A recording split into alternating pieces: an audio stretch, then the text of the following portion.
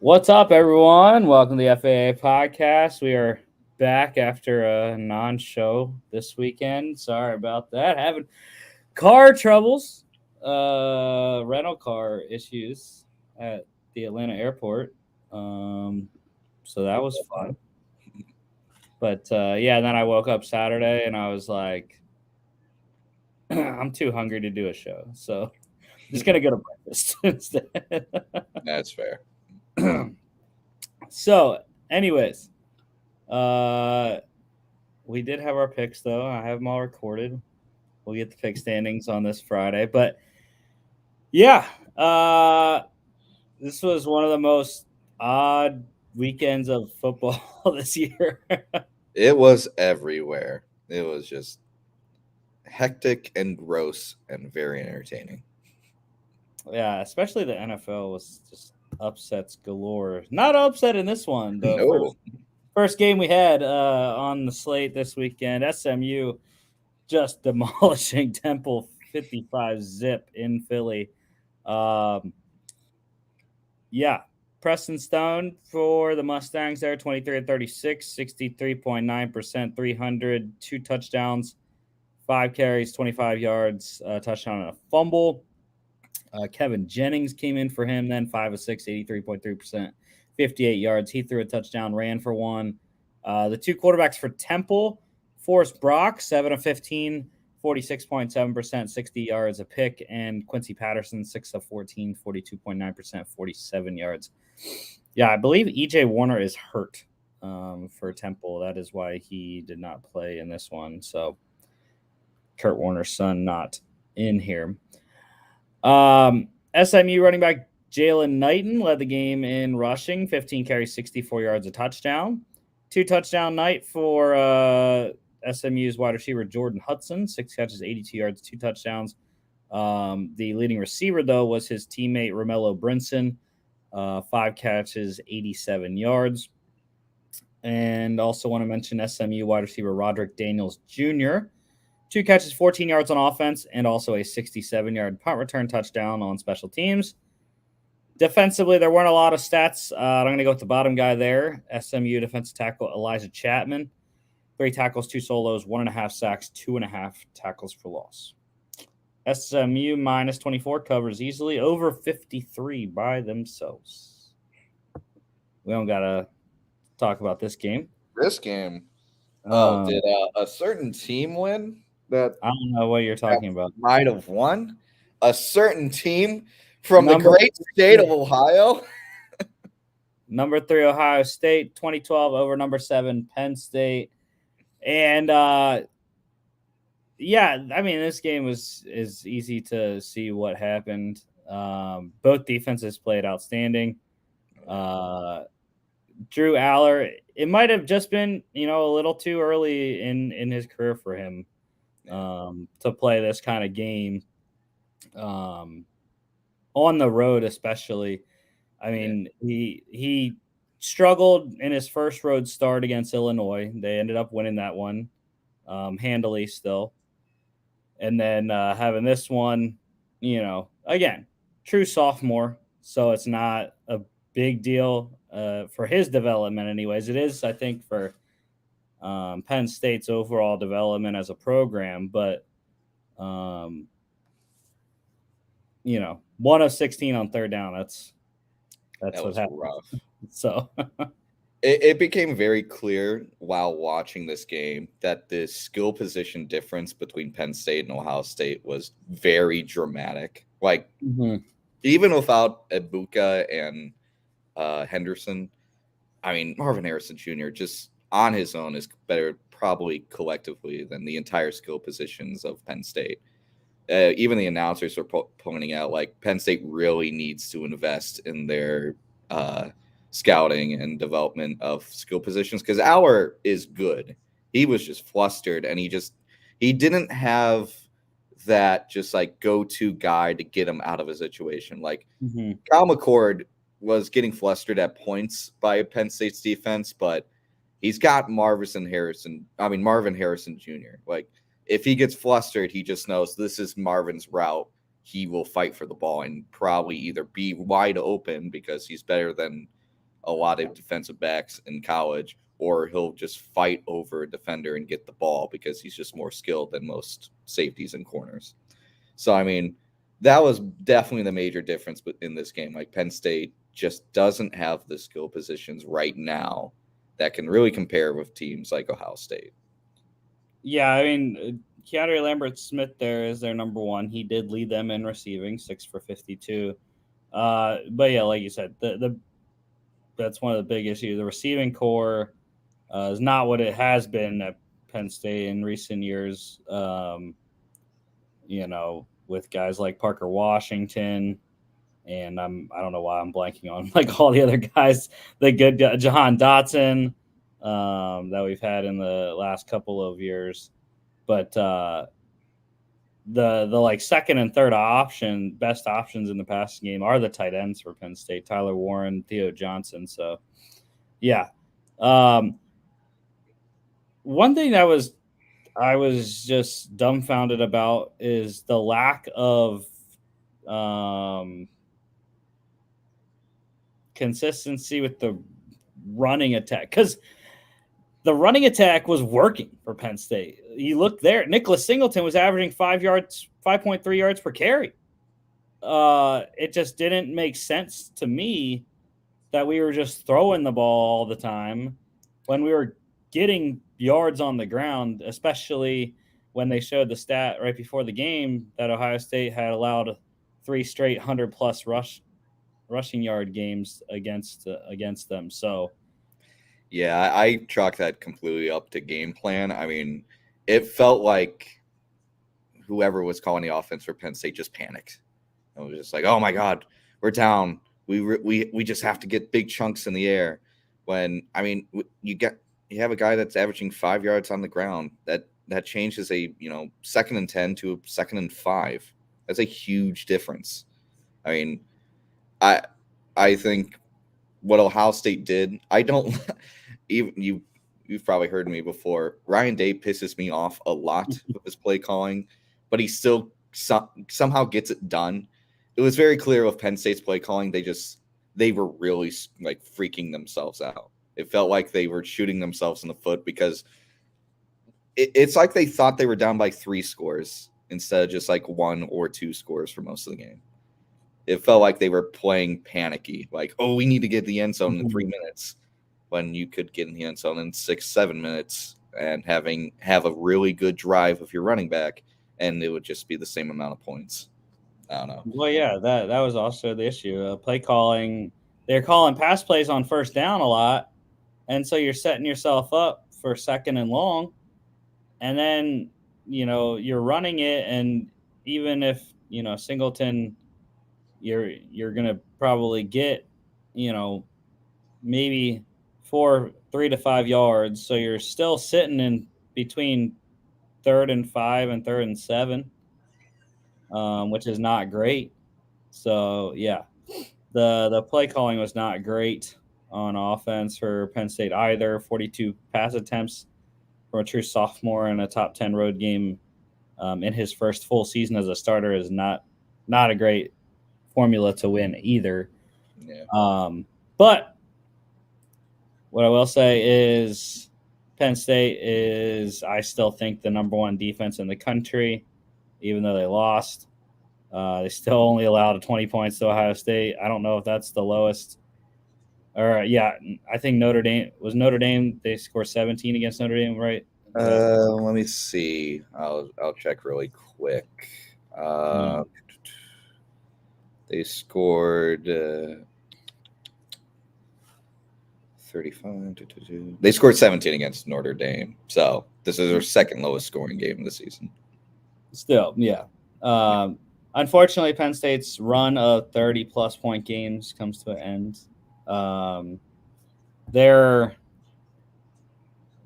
run also of, I'd have to look at the game real quick here, of consecutive quarters scored as well, I believe, ended. Yeah, because they did not score in the 3rd quarter. So those 2 streaks are done. Time to start new ones. But yeah. And I'm not going to sit here and pretend Penn State's a bad team. They stuck around. I mean, their defense kept them in it, and I mean, well, there's no reason to think they can't beat a team like, I don't know, Michigan. Well, this is the exact. The funny thing is obviously I was rooting for Penn State, but this is the exact scenario that I had in my Big Ten, in our Big Ten preview show this summer.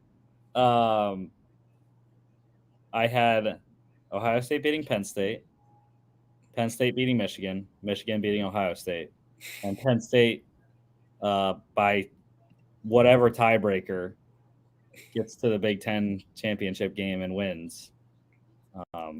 Over Wisconsin, which is looking more realistic now, as we'll see with the result of one of the games we had. Mm-hmm. Not an 11-1 Wisconsin like I had, but little ambitious. But anyways, let's get into the stats this game. Kyle McCord, who I know you absolutely love, 22 of 35, 62.9%, 286, one touchdown. Drew Aller, 18 of 42, 42.9%, 191, one touchdown. Mayan Williams, the leading rusher for the Buckeyes, 24 carries, 62 yards, touchdown, one catch, -1 yard. Of course, mentioned Marvin Harrison Jr. Massive day. Has shredded Penn State both of his games that he's played against them. 11 receptions, 162 yards, touchdown. And defensively, I'm going to go with Penn State corner Johnny Dixon, 5 tackles, 3 solos, 1 sack, 2 tackles for loss, and 1 pass deflection. Ohio State -4 covered, under 46.5.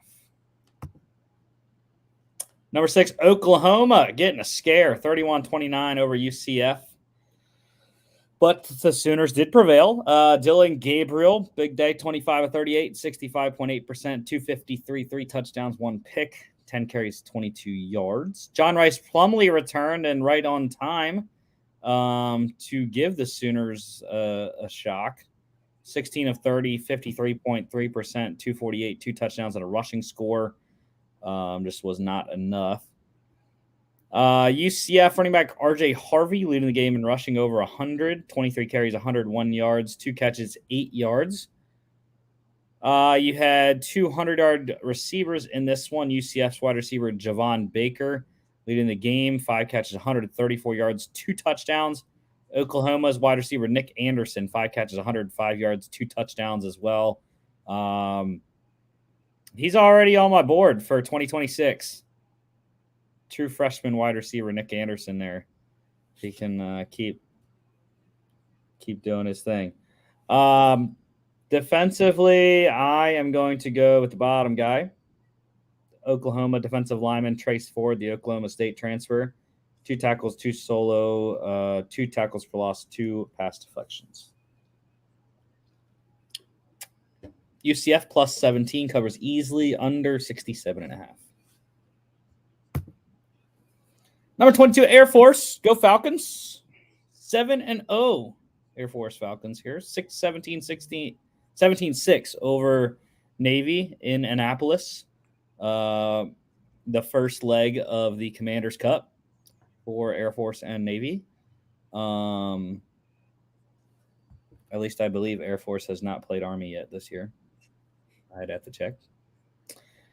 But anyways, it was a shock when I opened this game up. I watched a little bit of it. But it was quite a shock when I opened this game up to put the stats in the PowerPoint today. And I saw Zach Larrier at quarterback after – okay, no, they play Army in a couple weeks. Yeah. So this was the first Commander's Cup game of the season for both squads.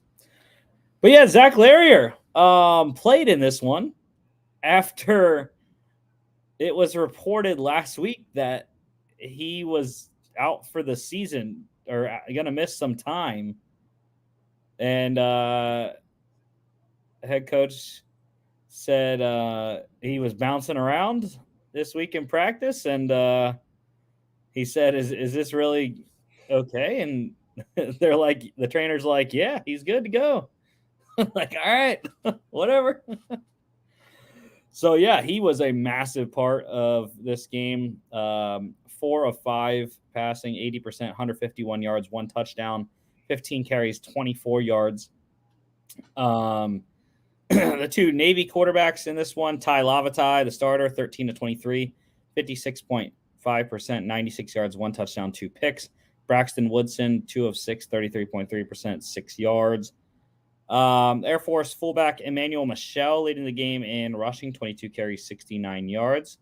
Love to see the two fullbacks leading their teams in carries. Just classic Air Force Navy battle. And then how about Air Force wide receiver Dane Kinnaman leading the game in receiving? 94-yard touchdown on his only catch. That's pretty solid average right there.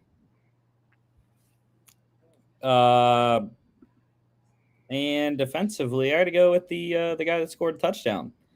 Air Force linebacker Alec Mock, 7 tackles, 4 solos, 18-yard pick 6. Air Force, minus 11, pushed under 34. Number 9, Oregon, 38-24 over Washington State.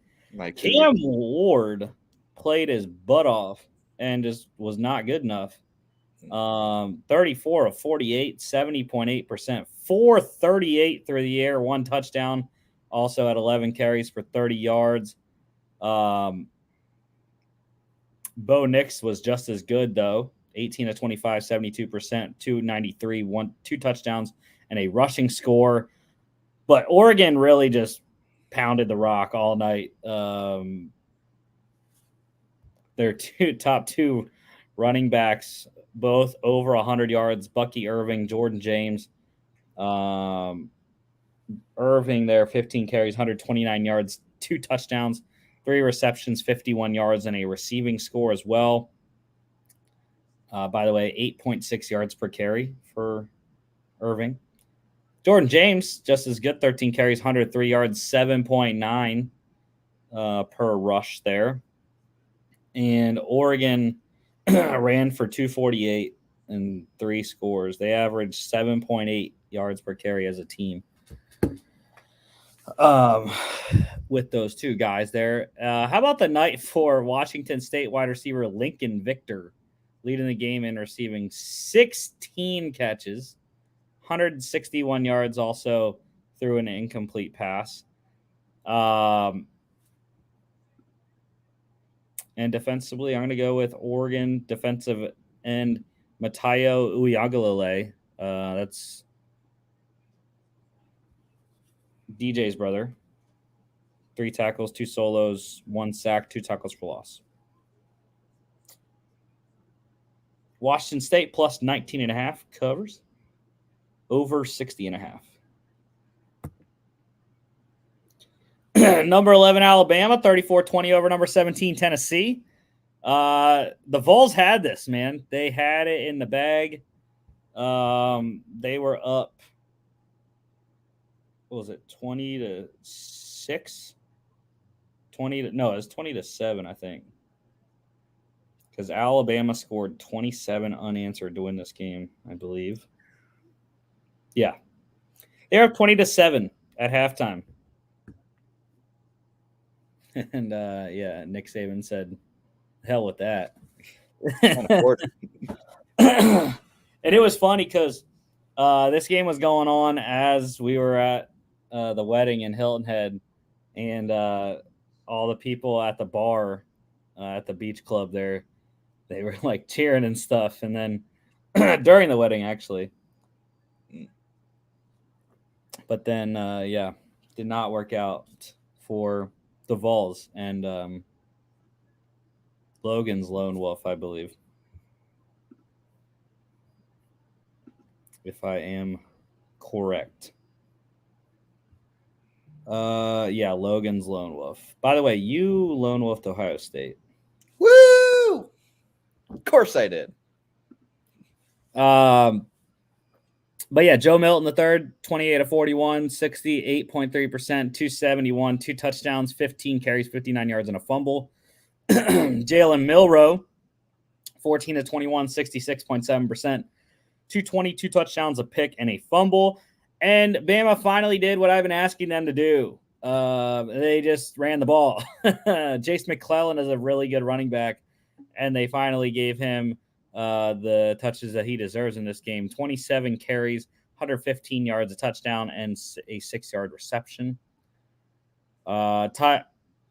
Tennessee wide receiver Squirrel White leading the game in receiving 10 catches, 111 yards, and a touchdown. And a lot of defensive stats here. So I'm going to go with Alabama linebacker Chris Braswell. 4 tackles, 2 solos, 2 sacks, 2 tackles for loss. Alabama minus 8.5 covers over 47.5. Number 20, Missouri, 34-12 over South Carolina. Spencer Rattler, 23 of 40, 57.5%, 217, 1 pick. Brady Cook, 14 of 24 for the Tigers, 58.3%, 198, 1 touchdown, 9 carries, 64 yards, and a rushing score. But the play of the game here was Missouri running back Cody Schrader just shredding the Gamecocks defense. 26 carries, 159 yards, 2 touchdowns, and 2 catches for 11 yards. Leading the game in receiving, my guy, Luther Burden III, 4 catches, 90 yards, a touchdown. And defensively, I'm going to go with South Carolina defensive back Jalen Kilgore, 8 tackles, 5 solos, 1 tackle for loss, and 2 pass deflections. Missouri, minus 7.5 covers, under 57.5.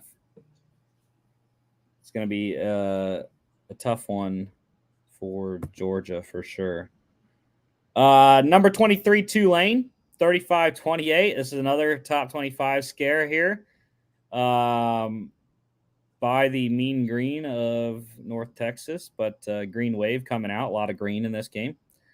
Chandler Rogers for the Mean Green, 35 of 51, 68.6%, 343, 2 touchdowns, 8 carries for 34 yards. He's a Louisiana Monroe transfer. Tulane, quarterback Michael Pratt, nice day, 4 total touchdowns.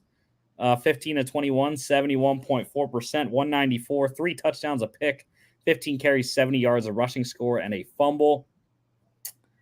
100-yard day on the ground for running back Mekhi Hughes, the Green Wave. Running back ran 20 times, 121 yards, a touchdown, 2 catches for 13 yards. Tulane wide receiver Lawrence Keys III leading the game in receiving, 5 catches, 78 yards, a touchdown. 2 touchdown day for Tulane tight end Alex Ballman. And defensively, I'm going to go with Tulane linebacker Tyler Grubbs, 4 tackles, 3 solos, 1 sack, 2 tackles for loss. Love me some Tyler Grubbs. UNT covered easily, plus 20, under 63.5 by the hook. 63 in this game. And here is Wisconsin fans rejoicing. The most exciting game of the weekend. Oh, yeah. Minnesota, how about a 12-10 upset over number 24 Iowa? And this was to win the Floyd of Rosedale trophy. Yeah, this was really bad. Quarterback Ethan Kaliak-Manis, your leading passer here, 10 of 25, 40%. 126 yards. Minnesota kicked 4 field goals on the day. That was their total scoring. They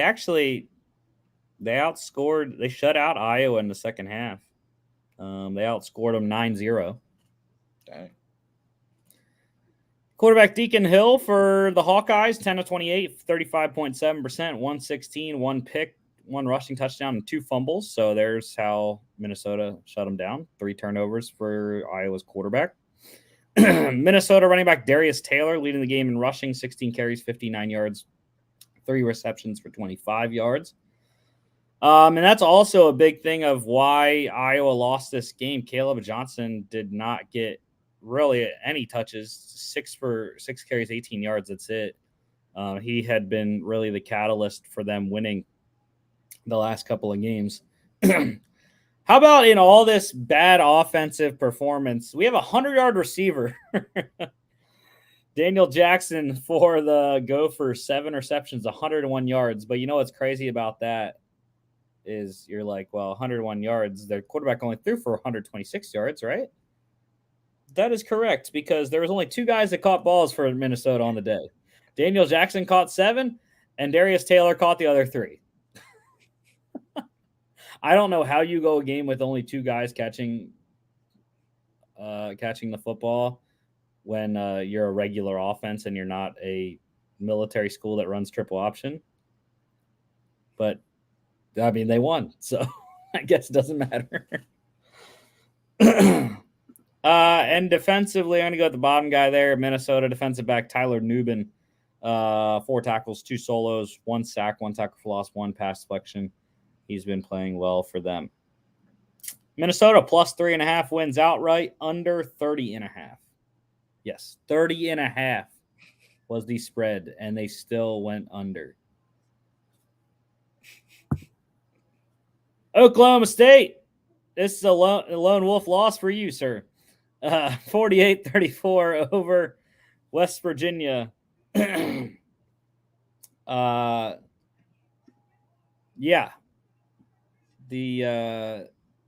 We'll get to the player of the game in a second. Go through the quarterbacks here. Garrett Green for the Mountaineers, 15-30, 50%, 249, 2 touchdowns, 1 pick. 16 carries, 117 yards. Big rushing day for Green. Alan Bowman for the Cowboys, 24-36, 66.7%, 210, 2 touchdowns, 1 pick. But another running back is the player of the game here. How about Ollie Gordon II? 29 carries, 282 rushing yards, 9.7 yards per carry. And oh, by the way, 4 rushing touchdowns. That's how you get it done.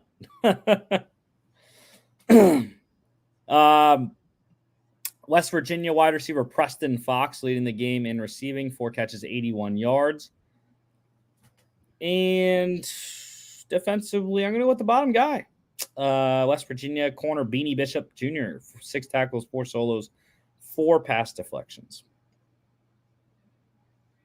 Oklahoma State plus 3 wins outright, over 48, almost by themselves.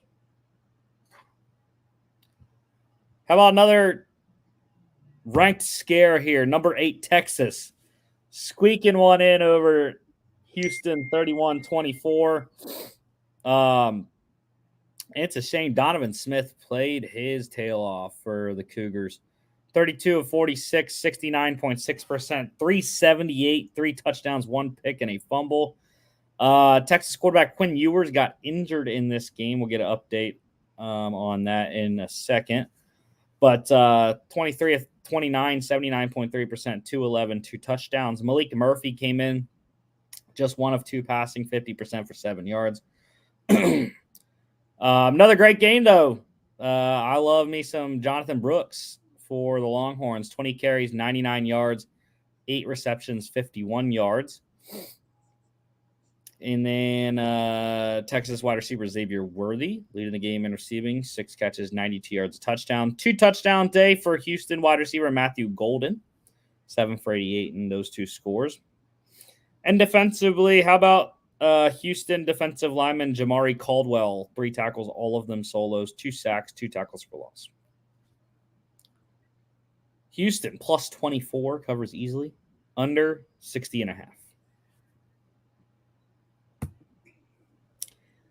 Biggest game of the MAC this year so far, and my lone wolf lost in this one. I was on the Red Hawks. My guy Brett Gabbert. They were close, man. They came back. This was not good early on. Miami, Ohio was coming back, and they just fell a little bit short at the end. It was 21-3 at halftime for the Rockets. And it's just, I'm very confused on how Miami didn't score in the fourth quarter. because both of their touchdowns were in the third, getting them to 4 points, and there's no scoring on either side in the fourth quarter, which was weird. But anyways, my guy Brett Gabbert, Blaine's brother, 14 to 29, 48.3%, 179, 1 pick, 7 carries, 11 yards. Daquan Finn. Oh, I forgot. Avion Smith also played. I don't know if Gabbert got hurt, and that's why Smith played or what. But, yeah, Avion Smith, 3 of 7, 42.9%, 23 yards, and a fumble. Daquan Finn for the Rockets, 16 to 28, 57.1%, 160, 2 touchdowns, 14 carries, 34 yards, and a rushing score. Toledo running back Penny Boone led the game in rushing, 17 carries, 73 yards. Leading the game in receiving was Miami, Ohio wide receiver Gage Larvadane, 7 catches, 85 yards. And defensively, I am going to go with Toledo corner Quinion Mitchell, 5 tackles, all of them solos, 1 tackle for loss, 3 pass deflections. Toledo -2 covers under 46.5. The biggest upset of the weekend, UVA, the Cavaliers getting it done in Chapel Hill, 31-27 over number 10, North Carolina. And, I mean, Drake May played well, despite his 50% completion rate, 24-48, 50%, 347, 2 touchdowns, 1 pick, 6 carries, 17 yards, and a rushing score. Tony Muskett also decent, 20 of 30, 66.7%. 208, 1 touchdown, 1 pick, 12 carries for 66 yards. Another great game for North Carolina running back Omarion Hampton, 19 carries, 112 yards, and a 19-yard reception, leading the game in rushing. Big day, though, for Virginia running back Mike Hollins, 15 carries, 66 yards, their second leading rusher, and 3 touchdowns, though, a fumble and a 2-yard reception. How about 200-yard receivers and Tez Walker just keeps rolling after coming back. He's got to make up for the games that he missed, right? For being ineligible. So he's trying to make it up all at once, I think. Because he now has 4 touchdowns in 2 games, I think. 11 receptions, 146 yards, and a touchdown.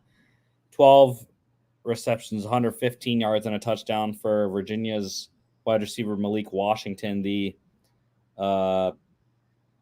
Northwestern transfer there.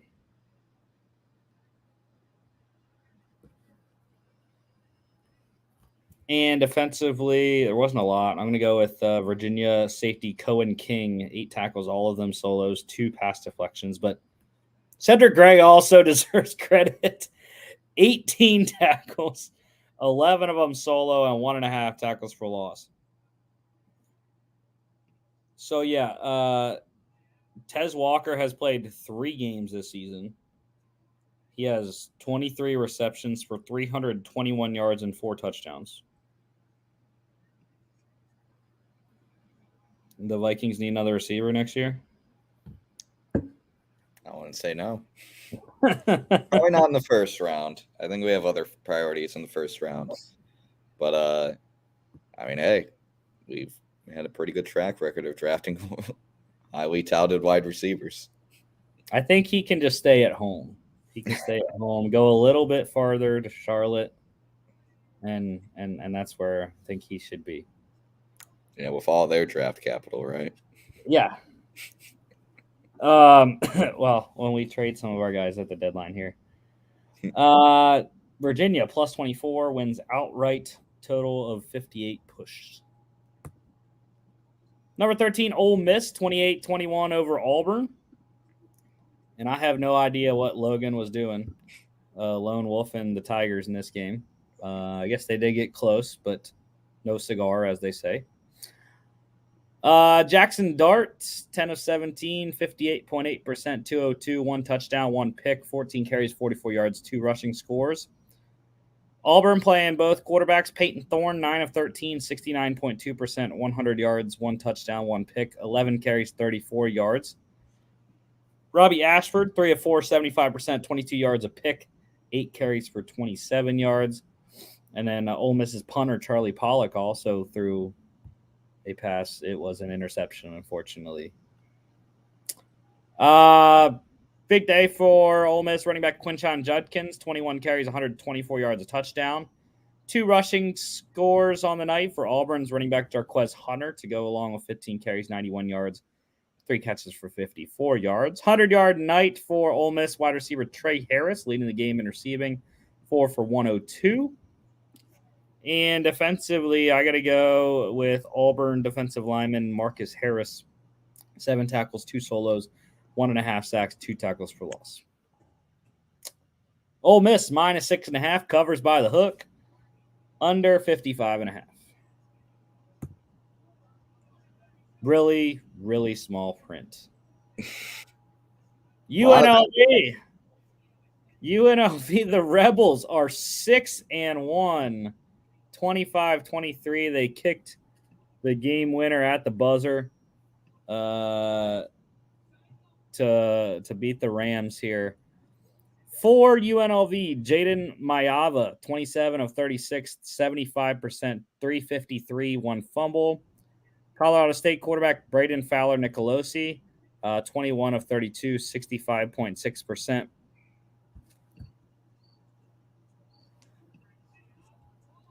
.235, 1 touchdown. Colorado State running back Van Shield led the game in rushing, 11 carries, 90 yards, and 2-yard reception. That's just a great name. Van Shield. I don't know why it's a great name. It's a great name. UNLV wide receiver Jacob DeJesus leading the game in receiving, 9 catches, 120 yards. And defensively, there was a lot of tackles in this game. But I got to go with Colorado State defensive lineman Marshawn Oxley, 6 tackles, 4 solos, 1 sack, 2.5 tackles for loss. Oh, no, yeah. How about the kicker? UNLV kicker Jose Pisano leading the Rebels to the win, 6 of 6 field goals. 46 long in this one, and he hit his only extra point on the night as well.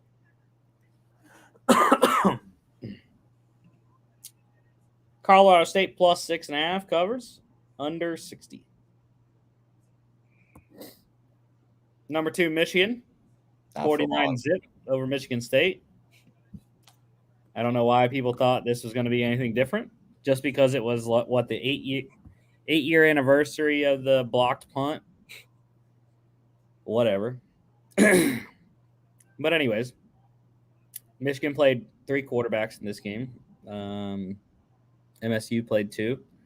J.J. McCarthy, 21 of 27, 77.8%, 287, 4 touchdowns.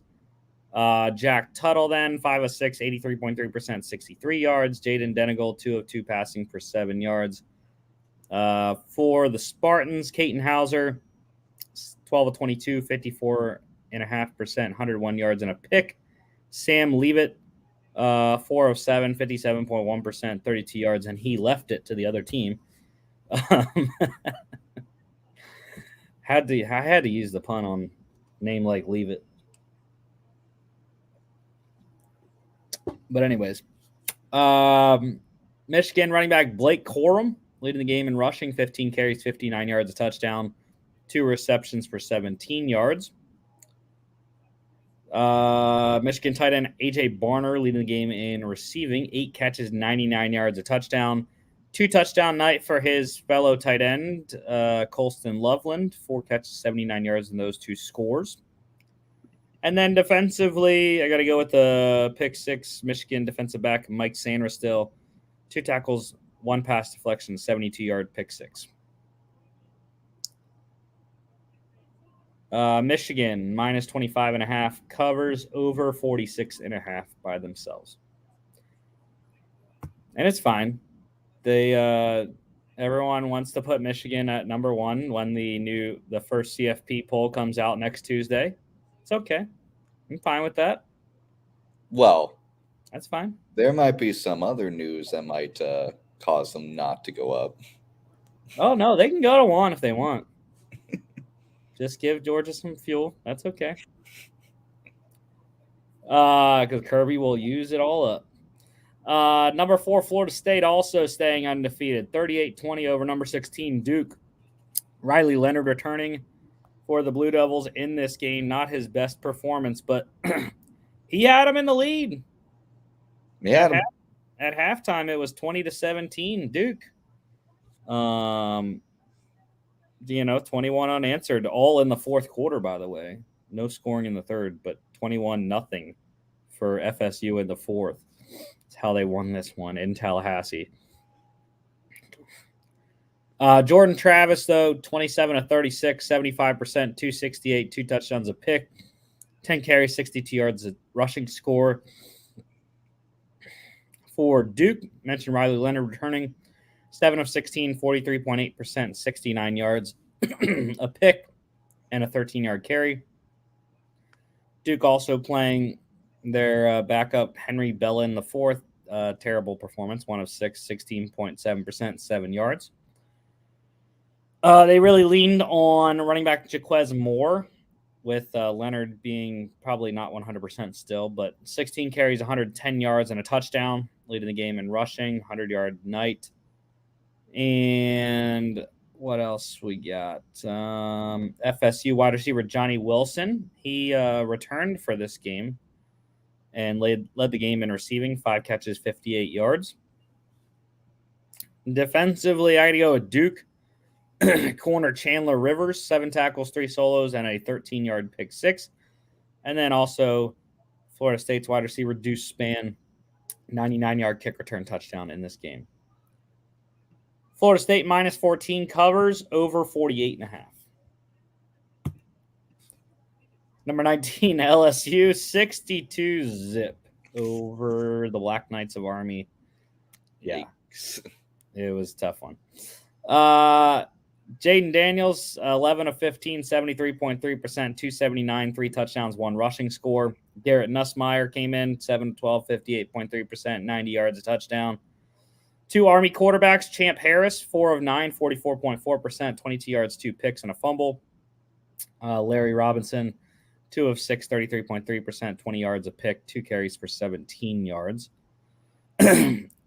Army running back Kanye Udo, though, led the game in rushing. Big day for him, 21 carries, 108 yards. You had 3 rushing touchdowns, 1 by each of the LSU backs, Trey Holly, Noah Kane, Logan Diggs. And then, of course, the big boys came out for LSU receiving-wise. Brian Thomas Jr., Malik Neighbors, both big games. 3 catches, 122 yards, 2 touchdowns for Thomas. 4 catches, 121 yards, 2 touchdowns for Malik Neighbors.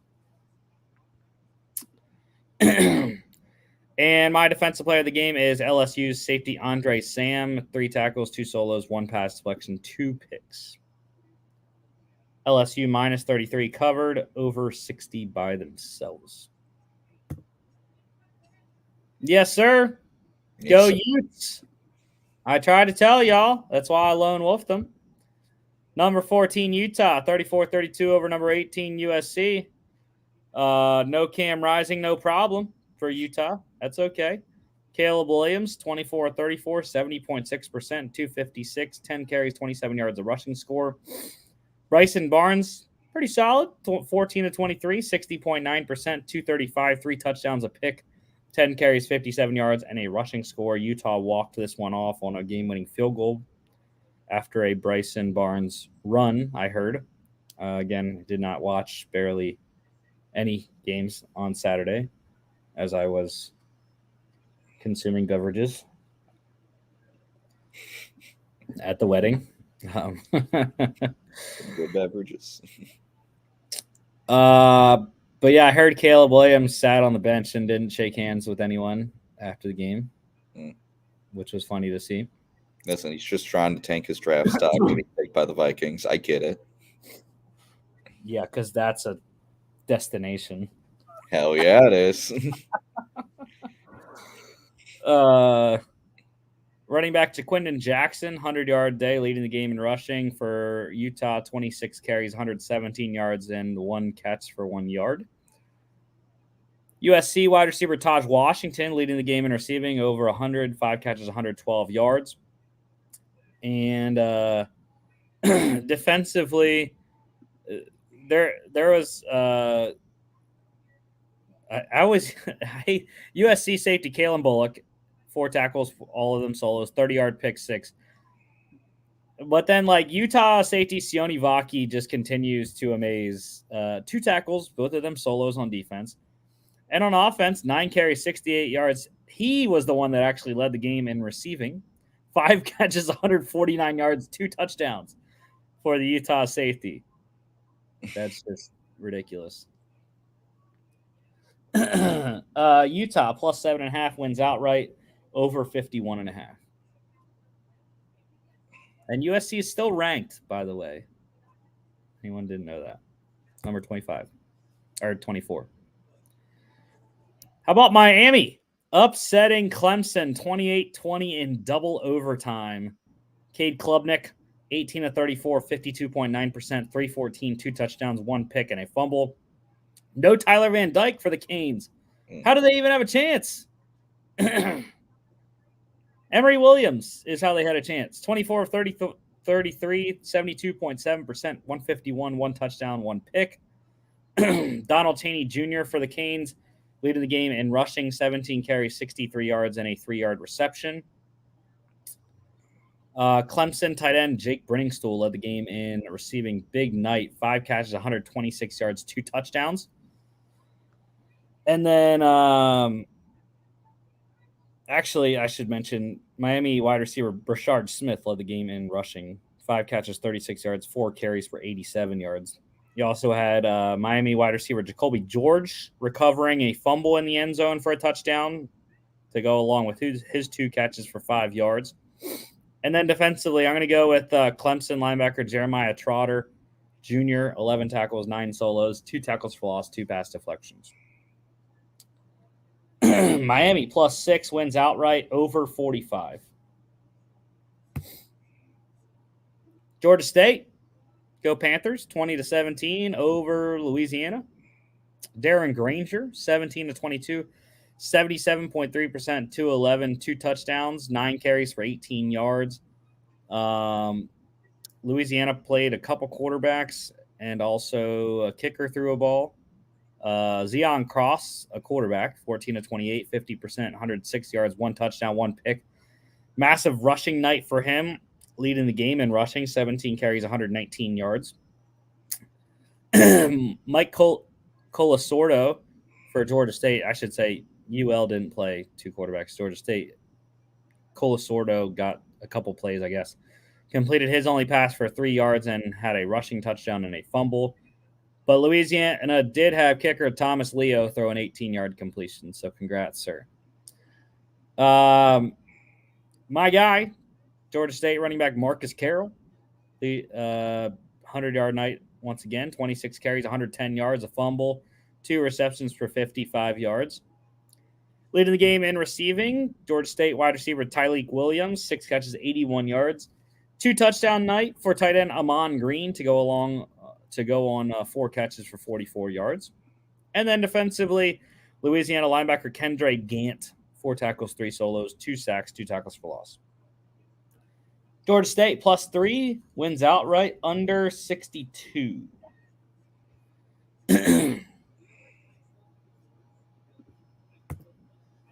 How about number 25, UCLA rolling Stanford, 42-7, Pac-12 after dark. For the Cardinal, Ashton Daniels, 27 of 45, 60%, 268, 1 touchdown, 1 pick. UCLA played 3 quarterbacks in this one. Ethan Garbers, 20 of 28, 71.4%, 240, 2 touchdowns, 8 carries for 51 yards. Dante Moore, the freshman, 4 of 5, 80%, 26 yards, and a 11-yard carry. And then quarterback Chase Griffin completed his only pass for 16 yards. Big night for UCLA running back Carson Steele, 20 carries, 76 yards, 3 touchdowns on his birthday, which was great to see. Good birthday present, 3 touchdowns. Stanford wide receiver Alec Manor continues to just dominate, even as the Cardinal continue to lose. 8 catches, 90 yards, and a fumble. He was the guy that propelled Stanford to the comeback over Colorado last week. Leading the game in receiving here. And then defensively, I'm going to go with the bottom guy, UCLA defensive lineman Gabriel Murphy, 2 tackles, both of them solos, 2 sacks, 2 tackles for loss.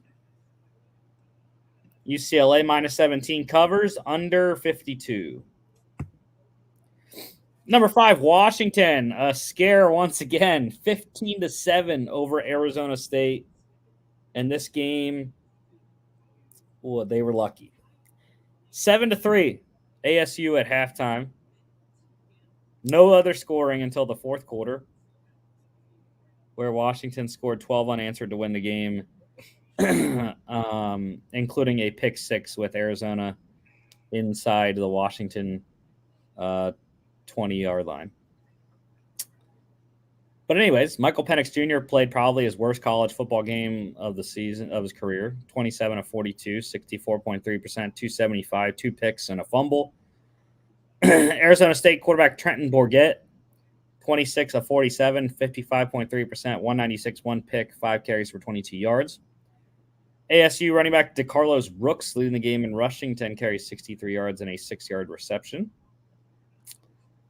Washington wide receiver Jalen Polk, 100-yard night, 9 catches, 102 yards, and he fumbled as well. So there's 4 turnovers for Washington.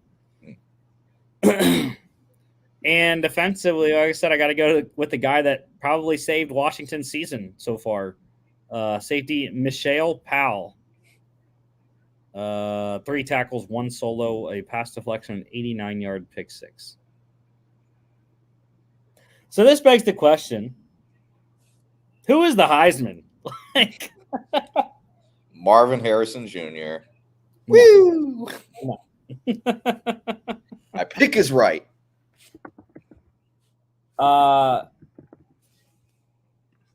Let's the on FanDuel, the Heisman Trophy odds right now have JJ McCarthy as the leader. Nah. McCarthy, Michael Penix is second, Jaden Daniels is third, Bo Nix is fourth, Jordan Travis fifth. And they even have Dylan Gabriel there sixth. Boo. I'm saying though, I'm rooting for Bo Nix. Probably. Bo Nix or I think Dylan Gabriel. I think Dylan Gabriel, if you put money on him right now, that's good. That's good odds. Plus 1,200. Him and Jordan Travis. I would put money on both of those. All right. Arizona State plus 28 covers easily. Under 59.5 easily. Not one, but 2 FCS games of the week. 2. This one we all got wrong. Number 4, Furman, 29-17 over number 8, Western Carolina. Tough game for the Catamounts against the Paladins. But Cole Gonzalez for WCU, 21-35, 60%, 269, 2 touchdowns, 2 picks. Tyler Huff for the Paladins, 13-22, 59.1%, 174, 2 touchdowns, 6 carries, 89 yards, and a rushing score.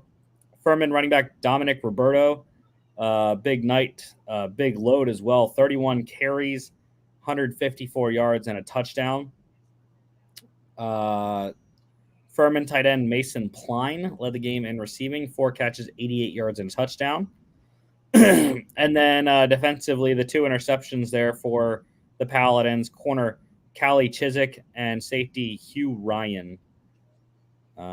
I don't know if that's Gene Chiswick's son. I think it might be. Could be. Furman plus 3 wins outright, under 64. And the other one that I got right, because I lone wolfed the Bobcats, because I believed in touchdown Tommy, and touchdowns is what he did score.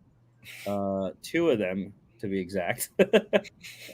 Sacramento State quarterback Caden Bennett, 20. I forgot to say number 2 Montana State, 42-30 over number 3 Sacramento State. Caden Bennett for Sac State, 26 of 42, 61.9%, 234, 1 touchdown, 2 picks, 6 carries for 22 yards. Like I mentioned, touchdown Tommy Malott, 9 of 14, 64.3%, 99 yards, 17 carries, 105 yards on the ground, 2 touchdowns. Montana State also playing quarterback Sean Chambers, 1 of 2, passing 50%, 21 yards, a touchdown, and a pick, 10 carries for 60 yards. 100-yard night for Montana State running back Julius Davis, 12 carries, 110 yards, and a touchdown. Also over 100, or right at it, Sac State running back Elijah Tolliver, 8 carries, 100 yards, 2 touchdowns, 3 catches for 8 yards. Sac State wide receiver Danny Scudero late in the game never mind. I forgot. He just had a 16-yard rushing touchdown. Sac State wide receiver Devin Gandy leading the game in receiving, 5 catches, 59 yards, a touchdown. And the 3 defensive players of the game here, Montana State corner John Johnson, 16-yard pick 6, and also interceptions by his teammate safety Rylan Ort and Sac State corner Dylan Juniel. Montana State minus 10. They covered over 59. That's crazy. They were 10-point favorites in a top 3 matchup. But it has been Montana State and South Dakota State at the top all year. So, all right, NFL. The most controversial game of the weekend, in my opinion. Go Browns, but still. Browns 39-38 over the Colts, killing my lone wolf of Gardner Minshew and the Colts. Very small print once again. And although I wanted the Colts to win because I lone wolfed them, I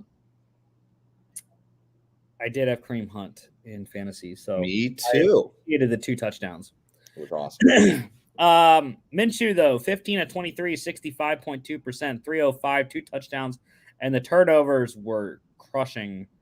And if he doesn't turn the ball over, I mean, maybe the Colts blow the bricks off the Browns, because 2 touchdowns, 1 pick, 3 carries, 29 yards, 2 rushing scores, but 3 fumbles on the day. That's tough.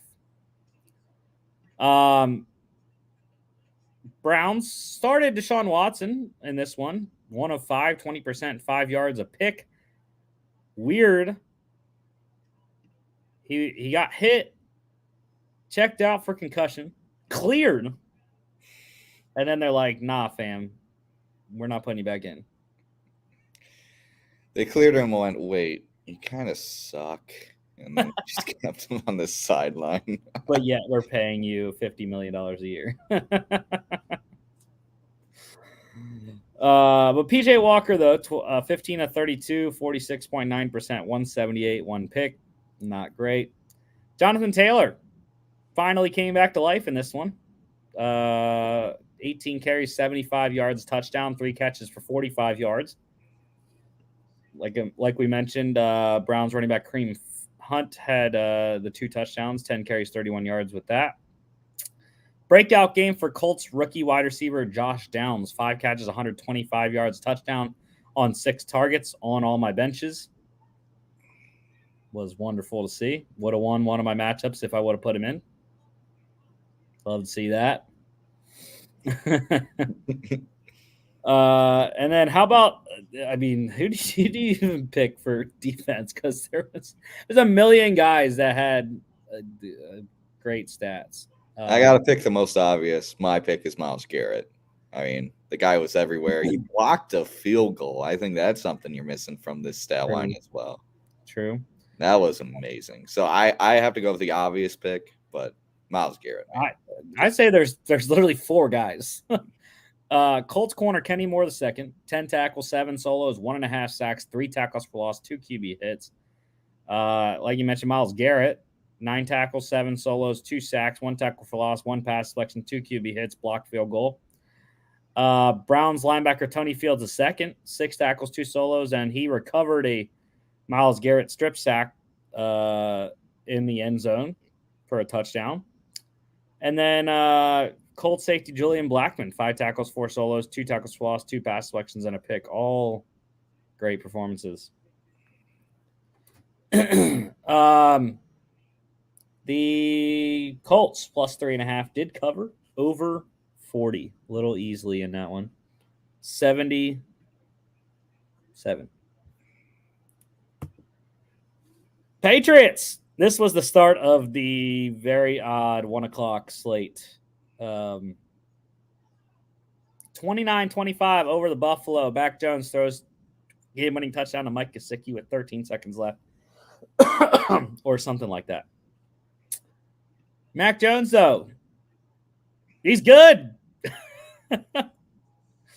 25 at 30, 25 at 30, 83.3%, 272, 2 touchdowns, 3 carries, 11 yards.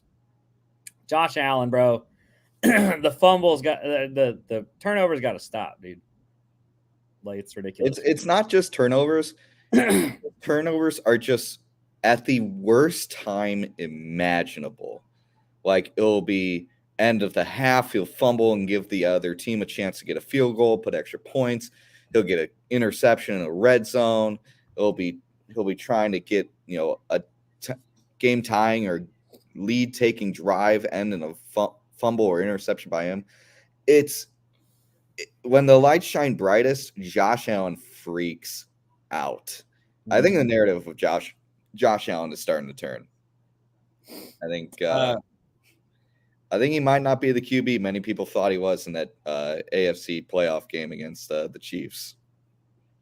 I think he's got to run more. I think they have to utilize his legs more because they're not very good rushing, even though James Cook did lead the game in rushing with over 4 yards per carry in this game. But I think if they used his legs more, they'd be more effective on offense. That's just me, though. Yeah. Josh Allen, 27 of 41, 65.9%, 265, 2 touchdowns, a pick, 7 carries, 17 yards, a touchdown on the ground, and a fumble. Like I mentioned, James Cook leading the game in rushing, 13 carries, 56 yards, 3 receptions, 46 yards, and a receiving touchdown. How about Bills rookie tight end Dalton Kincaid leading the game in receiving, 8 catches, 75 yards on 8 targets. Double-digit target day for Bills wide receiver Stephon Diggs, 6 catches, 58 yards, touchdown on 12 targets. And defensively, I'm going to go with Bills safety Jordan Poyer, 10 tackles, 5 solos, 1 sack, 1 tackle for loss, 2 QB hits. Patriots plus 7.5 win outright over 41. Good weekend to bet the dogs in the NFL, except the one that we picked. That all 3 of us picked, which is coming up in a second. There's another Giants 14-7 over the Commanders. Invigorating game, to say the least. Tyrod Taylor, though, should he be the starter over Daniel Jones? He won as many games Daniel Jones won this year. I think I saw a stat, too. I think Tyrod Taylor is the first African-American quarterback to win a game for the Giants in their entire history. That's a pretty cool stat. That tracks.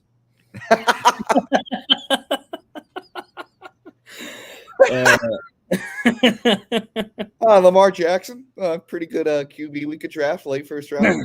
We like this Daniel Jones guy in a couple years. Just give it a minute. 18-29 for Tyrod, 62.1%, 279, 2 touchdowns, 8 carries for 25 yards. Sam Howell, the Howell roller coaster continues to go on. It's staying on the tracks right now. Who knows? It might eventually go off. But 22 of 42, 52.4%, 249, 1 pick, 2 carries for 15 yards. As my starting quarterback on my DraftKings lineup, was a great day. Giants running back Saquon Barkley leading the game in rushing, 21 carries, 77 yards, a fumble, 3 catches, 41 yards, a receiving touchdown. Giants tight end Darren Waller leading the game in receiving, 7 catches, 98 yards, a touchdown on 8 targets. And that's the thing, like with Tyrod, Waller has been woken up. Like he wasn't doing anything when Daniel Jones is that quarterback. Because Daniel Jones, all he did do is if no one's open for like a second, he just run and doesn't even give Darren Waller a chance to get open. So I've appreciated the Darren Waller points in a couple of the leagues that I got him in the last couple of weeks from Tyrod. And defensively, how about Giants? There's a couple guys actually. But Giants defensive tackle Dexter Lawrence, 6 tackles, 2 solos, 2 sacks, 1 tackle for loss, 4 QB hits. Then how about Chase Young? He's waking back up as well for the Commanders. 3 tackles, all of them solos, 2 sacks, 3 tackles for loss, 2 QB hits. Rounding back into his form that he had a couple years ago. Giants +3 win outright under 37.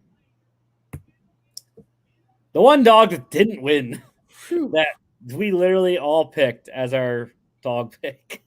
It felt so obvious. I mean, you look at Ravens, it's like, oh, everyone's injured. You know, Lions have a very good defense, have a very competent offense, and the Ravens like, nah, we're not even going to make it close. And guess who had the Lions kicker in fantasy? Still won. I still won. Don't you worry. I still won. I had TJ Hawkinson and Jordan Addison. They went off Monday night. But holy cow. Well, we all picked the Bills as our lock, so that went well as well. we are just getting rolled by the NFL. Yeah, wait till you see on Friday what y'all's records, you and Logan's records were in the NFL.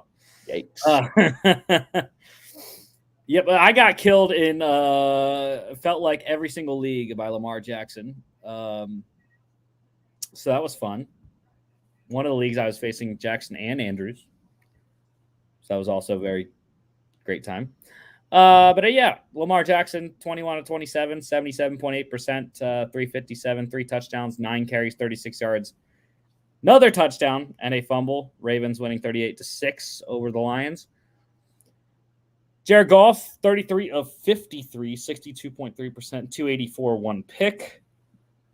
Jahmyr Gibbs leading the game in rushing for the Detroit. 11 carries, 68 yards, a touchdown, 9 catches, 58 yards on 10 targets. Gus Edwards led Ravens in rushing and weirdly enough had an 80-yard reception. I don't know what that was about, but okay.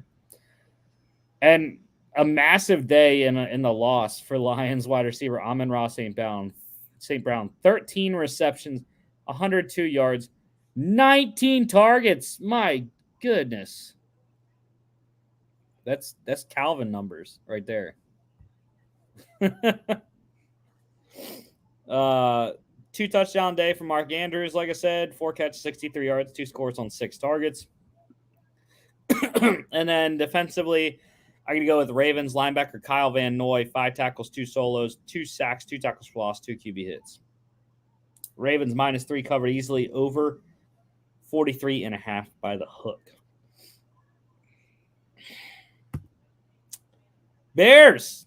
The Bears. We got a quarterback. All right. Whoa. 30-12 over the Raiders. Tyson Bagent, y'all. Undrafted out of Shepherd University, Division II in West Virginia. Where our guy Mark Warren worked for a little bit. And yeah, kid's legit, man. First NFL start, first win. And he was the first Division II quarterback to start an NFL game since 1950. Congratulations. That was cool.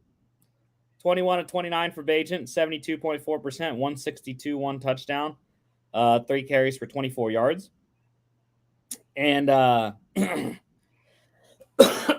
said, bro, I was like, bro, Bears get the number 1 pick from the Panthers.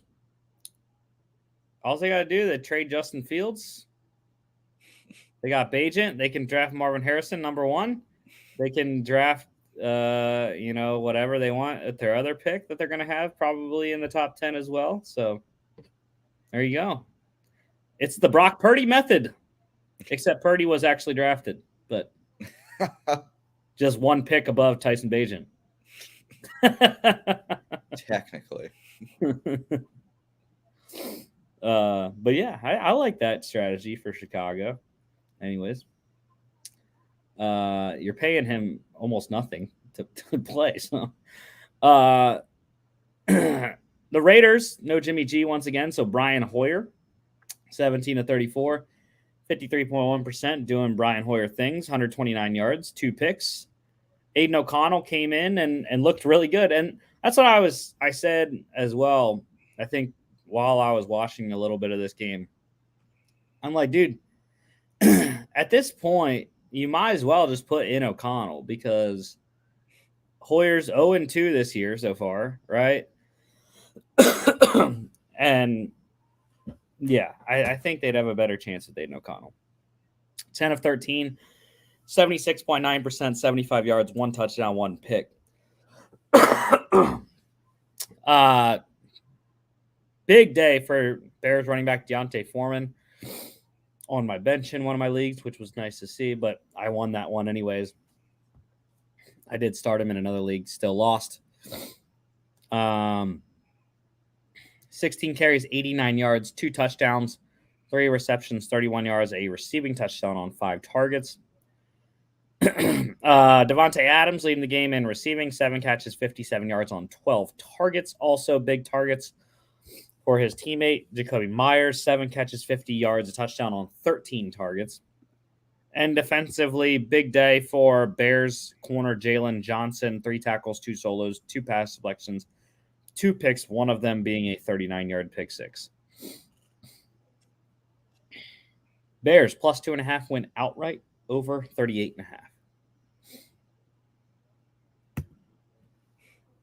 Falcons walking it off with Younghoe Koo, 16-13 over the Bucks. Baker Mayfield, 27-42, 64.3%, 275, 1 touchdown, 1 pick. 3 carries for 32 yards. And by the way, you lone wolfed the Buccaneers. Mr. I have faith in Baker, man. Well, he was not baking in this game. No cooking. Desmond Ridder was, though, 19 of 25, 76%, 250, 6 carries, 38 yards, a touchdown, and 3 fumbles. That's sad on the Buccaneers' part that 3 fumbles by Ridder and they still lost the game. Falcons running back Tyler Algier, 21 carries, 59 yards, 3 catches for 53 yards. Bijan not feeling well, apparently. Something. Bucks wide receiver Mike Evans leading the game in receiving, 6 catches, 82 yards, a touchdown on 8 targets. Godwin with double-digit targets in this one, 6 catches, 66 yards on 12 targets. And then defensively, I got to go with Falcons defensive tackle David Onyemata, 4 tackles, 1 solo, 1 sack, 1 tackle for loss, 3 QB hits. Falcons plus 3 win outright under 37.5. How about the Steelers? I didn't pick them this week. 24-17 over the Rams. Matt Stafford, 14 of 29, 48.3%, 231, 1 touchdown, 1 pick. Kenny Pickett, though, man, shredding the LA defense. 17 of 25, 68%, 230, and a rushing score. And he did get a first down. He got 1. There's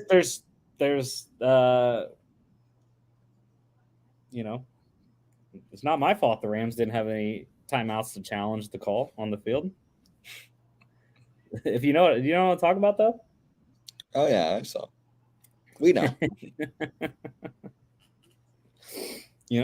If it's not challenged, then, got to stay with the call on the field. First down. Anyways, Rams running back Royce Freeman led the game in rushing, 12 carries, 66 yards. Touchdowns for Najee Harris and Jalen Warren. And the Steelers' run game looked pretty good. Rams wide receiver Puka Nacua, another just crazy game. 8 catches, 154 yards, 12 targets. George Pickens also over 100, 5 for 107 on 8 targets. And then defensively, I got to go with Rams linebacker Michael Holt. 7 tackles, 4 solos, 2 sacks, 2 tackles for loss, 2 quarterback hits. Also want to mention TJ Watt. What an interception. He can cover too. Ridiculous. What can't he do? Give him the trophy already. MVP. Please. Steelers plus 3.5 win outright under 44. Seahawks 2010 over the Cardinals. Geno Smith efficient, 18 of 24, 75%, 219, 2 touchdowns, a pick, 6 carries for 10 yards and a fumble. Josh Dobbs, maybe his worst game as a Cardinal, 19 of 33, 57.6%, 146, 7 carries, 43 yards, a rushing score. Seahawks running back Kenneth Walker, the third over 100, 26 carries, 105 yards, 2 catches for 6 yards, lead the game in rushing. Seahawks rookie wide receiver Jackson Smith and Jigba leading the game in receiving, 4 catches, 63 yards, touchdown with 7 targets. His rookie teammate, Mr. Bobo, Jake Bobo, undrafted out of UCLA with a touchdown, a spectacular touchdown at that. And then defensively, I'm going to go with the bottom guy. Seahawks linebacker Darrell Taylor, 3 tackles, 1 solo, 1.5 sacks, 1 tackle for loss, 1 pass deflection, 2 QB hits. Seahawks -9, cover by 1, under 43.5. Broncos, Lone Wolf. This guy, Lone Wolf. 1917 over the Packers. They had me. Packers almost had me, but Will Lutz got it done. Russell Wilson, 20 of 29, 69%, 194, 1 touchdown, and a 21-yard carry. Jordan Love, not bad, 21 of 31, 67.7%, 182 touchdowns, a pick, 3 carries for 21 yards. Broncos running back Javonte Williams leading the game in rushing, 15 carries, 82 yards, 3 receptions for 14 yards. And I freaking hate Matt LaFleur, man. Bro, use Aaron Jones. What did you pay him for? A.J. Dillon sucks. I don't care if he averaged 4 yards per carry. He's trash. Use Aaron Jones. Packers PSA of the day. Broncos wide receiver Cortland Sutton leading the game in receiving, 6 catches, 76 yards, a touchdown on 6 targets. And defensively, there wasn't a lot. I'm going to go with Broncos defensive end Ronnie Perkins, 3 tackles, all of them solos, 2 tackles for loss, QB hit. Broncos -1 covered by 1, under 44. Chiefs are 6-1, 31-17 over the Chargers. Patrick Mahomes absolutely just demolished the Chargers defense. 32 of 42, 76.2%, 424 yards, 4 touchdowns, and there is the inevitable freeze of the day. There we go. That's what we like to see. I should get like a sound on my phone every time it freezes, where it's just like freeze. Anyways, luckily it was the beginning of this one and not like at the end, so we still got stuff to talk about with this game. Yeah. Like the Taylor Swift of everything. Anyways, Mahomes 424, 4 touchdowns and a pick, 4 carries for 29 yards. Justin Herbert pissed me off. He sucked. 17 of 30, 56.7%. And I think we're coming back here because I just lost the screen. So, anyways, there we are. Oh. 259 yards, 1 touchdown, 1 pick. And how about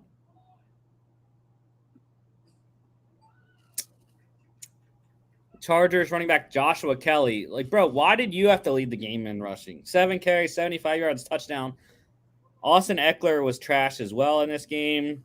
Those two combined, him and Herbert, just killed my fantasy team. So thank you, Chargers. Now I know what it is to be a Chargers fan. Chiefs tight end Travis Kelce. It was National Tight Ends Day. This is the first time we mentioned that. But he had a great time on National Tight Ends Day. 12 catches, 179 yards, touchdown, 13 targets. One Charger that did do well for me, though, was wide receiver Joshua Palmer. 5 catches, 133 yards on 7 targets. Thank you, Mr. Palmer. And defensively, I'm going to go with Chiefs defensive end Charles Omenihu. 2 tackles, both of them solos. 1 sack, 1 tackle for loss, 1 pass deflection, 2 QB hits. And of course, Taylor Swift is in the crowd. Her and Brittany Mahomes are like best friends now, I guess. Doing their little dance and whatever when Travis scores. And the numbers are there. The numbers don't lie, people. When Taylor is at the game, Travis averages like 60 more yards.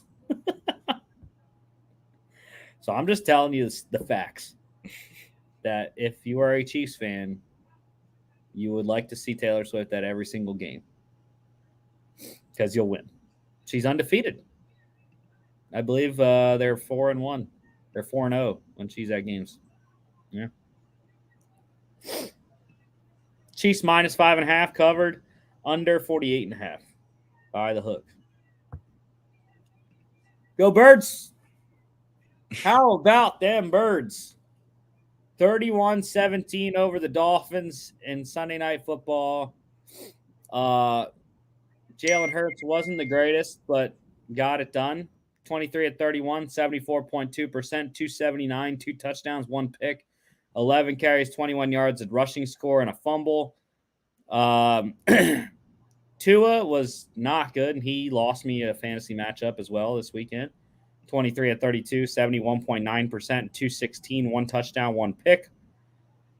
DeAndre Swift led the game in rushing for Philly, 15 carries, 62 yards, 3 receptions for 13 yards. Massive night for Eagles wide receiver A.J. Brown, 10 receptions, 137 yards, a touchdown on 15 targets. Tyreek Hill also 15 targets for the Dolphins, 11 receptions, 88 yards, and a score for him. Dallas Goedert got in the end zone on National Tight Ends Day.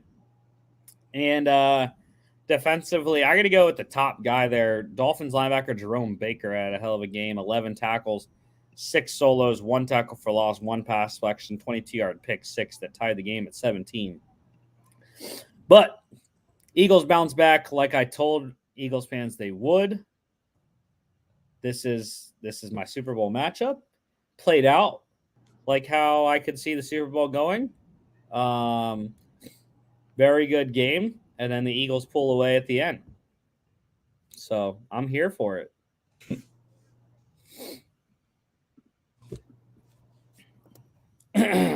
Eagles cover -3 and under 52. And by the way, the Kelly Greens were the sexiest uniforms I've ever witnessed. Gray uniforms. Monday Night Football. My Vikings. Vikings 22-17 over the Niners, just continuing the oddness of what this NFL weekend was. Oh, and of course, I lone wolfed the Eagles as well, by the way, on Sunday night. You did not lone wolf your Vikings, sir. Really? I had a friend. You did not lone wolf your Vikings. And they also made me lose my best bet, which was San Fran -7, which meant I had my first 0-3 weekend on the best bets. It's not great. Not great. But anyways, Kirk Cousins absolutely shredded the Niners secondary. 35 of 45, 77.8%, 378, 2 touchdowns and a pick.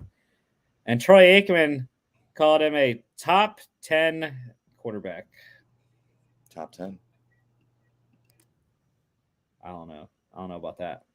I don't know if there's any argument against it. Brock Purdy No. I don't know what he is doing right now. 21 of 30, 70%, 272, 1 touchdown, 2 picks, 5 carries for 19 yards. And I have to believe that with this performance and the Eagles' performance, Eagles are deeply entrenched as the number one team in the NFC. Has to be. I mean, yeah, I don't see anything different. Niners losing back-to-back games. The Browns one I could see based off the conditions, but also they were playing a backup quarterback in that one. But the Browns defense is probably top 10 right now. This one, though, I have a harder time rationalizing why they lost or like, you know, Kirko Chains. Or rationalizing like the loss itself because the Vikings are not the Browns, especially on defense. But yeah, I mean, like I said, I think these back-to-back losses by San Fran, even though we're just almost getting to the halfway point of the season, I still think it puts the Eagles in a really solid spot as the number one team in the NFC. But yeah, Brock Purdy, man, I don't know what he's doing, turning the ball over the last couple of weeks, and he cost me a game. It was really, goodness, it was annoying. Christian McCaffrey won me a game. Brock Purdy's second interception of the game cost me a matchup. Ouch. I was playing against the Vikings defense. I was up by like, I don't know, half a point going into that final drive. And all I was like, well, in another league, I needed Kittle to like score and get like a bunch of catches on that final drive as well. And he went to Kittle the first play and couldn't get it completed. And I was like, bro, if Kittle just scores, right? And then it's like enough yards or, you know, whatever, because a score would be 7. And then I'd need like a couple more catches after that or a Jake Moody like game winner. But yeah, interception, I lose by about 1. Second week in a row in that standard league, I've lost by 1 or less points. Fantastic. On Monday Night Football as well. Anyways. Tough luck, man. Yeah, Christian McCaffrey led the game in rushing, 15 carries, 45 yards, touchdown, and a fumble. 3 receptions, 51 yards, a receiving score as well. The oblique is just fine. Jordan Addison pissed me off all night. He's one of the reasons I lost. 7 receptions, 123 yards, 2 touchdowns on 10 targets for the rookie. TJ Hawkinson, it was National Tight Ends weekend, I guess, if you want to call it, since it was on Monday. But both tight ends in this one having good days. Kittle not good enough for me. I would have loved the line of Hawkinson for Kittle because that would have won me my matchup.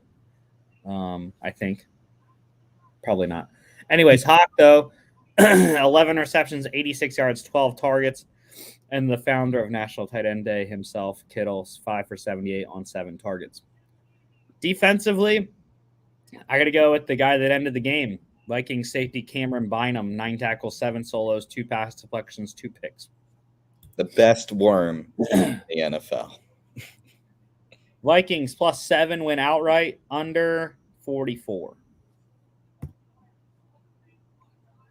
XFL news. The XFL has trademarked the United Football League, the UFL. I'm not a fan. I don't like it. No, I like XFL. I like the one that the USFL trademarked, the NSFL, National Spring Football League. I like that one. Yeah.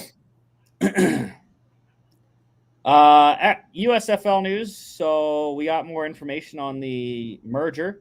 Potential or strong possibility that all 8 of the USFL teams will survive the merger, but only 4 of the XFL teams. The most likely teams to survive from the XFL are going to be the St. Louis Battlehawks, the DC Defenders, the San Antonio Brahmas, and the Arlington Renegades, the defending champions. That makes a lot of sense. I mean, St. Louis loves the Battlehawks. Having 2 teams in Texas, which is football hotbed, makes a lot of sense. And Defenders are probably one of the more recognizable teams. I think if you look at the other teams, I forget who was it, like the Seattle Dragons, Sea Dragons, and then the Vegas Vipers. Vegas Vipers, and then the Orlando Guardians. I remember watching those games, and I was like, I don't think these cities are really buying into these teams, especially Vegas. Like, Vegas was playing in like a college baseball stadium that they couldn't even get people to go. They're playing in a rodeo stadium. Yeah, it was not good. Yeah. What are the Houston Roughnecks, though? I was kind of surprised they weren't picked over the Brahmas because of the market of Houston. I think it was probably Dwayne Johnson wanting to keep the Brahmas. I think he was really big on that. I mean, yeah, the defending champs, that makes sense. People recognize the defending champs. Brahmas, probably because Dwayne probably wanted to keep them. And then Defenders and Battlehawks probably are the more recognizable teams. You know, St. Louis, like, it was very obvious St. Louis really liked the Battlehawks. And DC Defenders did really well with home attendance with their Cup Snakes, and it was really exciting. So, I mean, I think those are probably the 4 best marketable teams for the UFL, NSFL. I mean, yeah, that makes a lot of sense. 12 teams makes a lot of sense. Yeah, the Beer Snake in DC there. It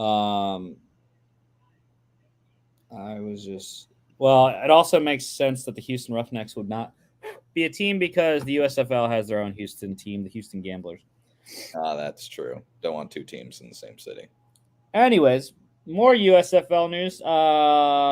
The Memphis Showboats head coach Todd Haley will not return for 2024. They are looking for a new head coach. I'm available if they would like my number, I can give it to him.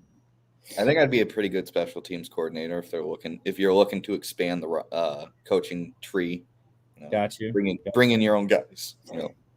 I'll get those kickers to kick. All right. The Showboats also signing a big name, former Raiders and Bengals defensive tackle PJ Hall to their roster. So that's a good defensive addition there. Michigan Panthers, they signed North Dakota wide receiver Garrett Mogg. Pretty solid career at UND, so offensive addition. And the Panthers have solidified their spot in the merger because they have confirmed that they will be playing at Ford Field once again in 2024. So getting a stadium deal, big key in which teams they're keeping in this merger. That's also, like you said, with Vegas, that was one of the issues. Houston, the Roughnecks also, I believe, don't have a stadium deal right now, so that's why. College football news. I mentioned Cam Rising. Utah head coach Kyle Whittingham announcing Cam Rising will not play this year. Will be shut down and will be granted a medical red shirt from the NCAA to play his 7th. I believe next year will be his 7th collegiate season. So Cam Rising. Eat your heart out. Arkansas, they have fired offensive coordinator Dan Enos after losing a game 7-3 against Mississippi State this weekend. Just an invigorating score. Probably didn't even make it to the locker room. They probably just fired him on the walkout. Yeah. Wide receivers coach Kenny Guyton will be the interim OC. Texas quarterback Quinn Ewers, grade 2 AC joint sprain. Going to miss some time. Not season ending, though. Good to hear that for the Longhorns and their quest for Big 12 title and possible CFP berth. So we'll keep eyes on that. Malik Murphy, though, veteran backup. And I don't think Sark will go there. But Arch Manning is now the backup. He's there. Michigan. under investigation for sign stealing scandal. So this guy, I forget his name already. Connor Stallions. Right.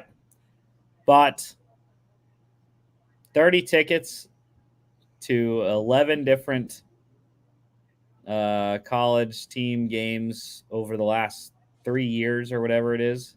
Mm-hmm. And was just videotaping signals of Michigan's future opponents, including Ohio State and Penn State, their two biggest rivals. Yeah, not only that, I have a tweet pulled up.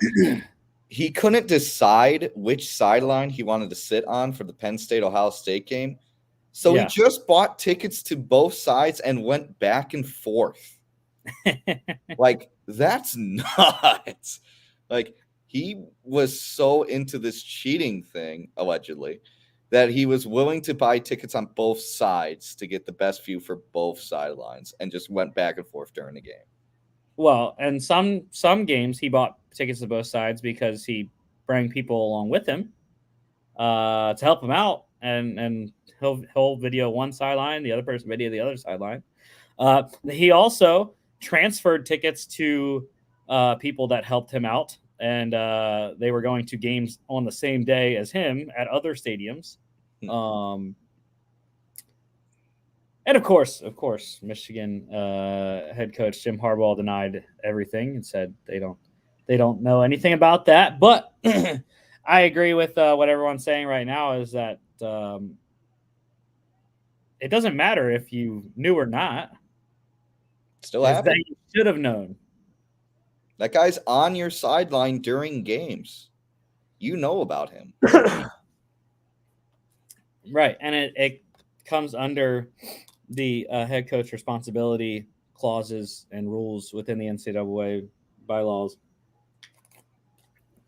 under something that head coaches have the responsibility to know what's going on in every part of their program. So maybe we'll actually get a legitimate suspension this time by Jim Harbaugh instead of them playing 4 scrubs or 3 scrubs, whatever it was. Maybe he can actually be out for meaningful games. Or he'll just go to the NFL.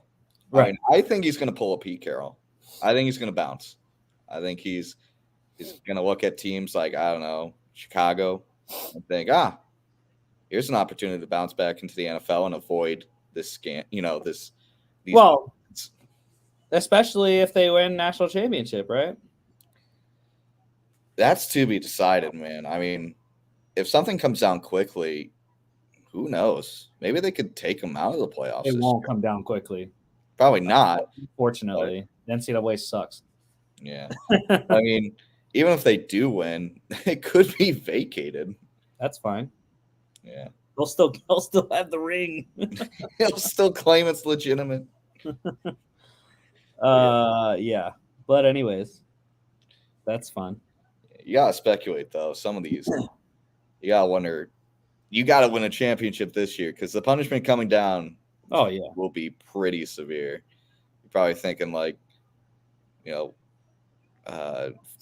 removal of wins, scholarship reductions, transfer portal reductions. You're gonna lose a lot of guys in the transfer portals who don't want to, stick around.